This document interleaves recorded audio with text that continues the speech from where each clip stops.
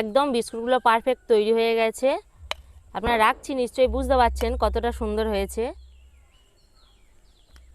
কীভাবে বিস্কুটটা বানাই দেখুন। প্রথমে আমি চায়ের কাপের 1 কাপ সাদা তেল নিয়ে নিয়েছি, 1 কাপ চিনি গুঁড়ো নিয়ে নিয়েছি।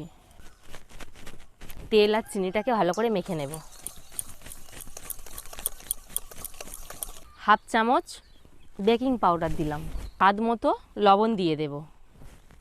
মিশ্রণটা ভালো করে আমি তৈরি করে নিয়েছি। এবার আমি এর মধ্যে 2 কাপ ময়দা দিয়ে দেব।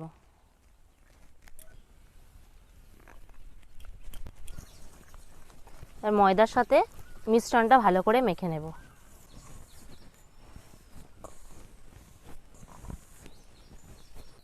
এবার প্রথমে লেচি কেটে নেব। তো আপনারা আপনাদের পছন্দ মতো তৈরি করতে পারেন। আমি একটু গোলাকার করছি। এইভাবে বিস্কুটের উপর থেকে একটু কেটে কেটে ডিজাইন করে দেব। এবার এই থালার মধ্যে আমি 1 চামচ সাদা তেল দিয়ে দেব।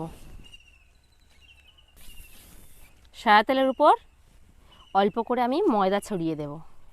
এবার বিস্কুটগুলো একটা একটা করে তুলে থালার মধ্যে আমি সাজিয়ে দেব। এবার উনানের মধ্যে কড়া বসিয়ে দেব। কড়াইতে আমি বালি দিয়ে দিয়েছি, স্ট্যান্ড বসিয়ে দেব। এইভাবে ঢাকনা দিয়ে দেব। 10 মিনিট পর একদম খুলে নেবেন।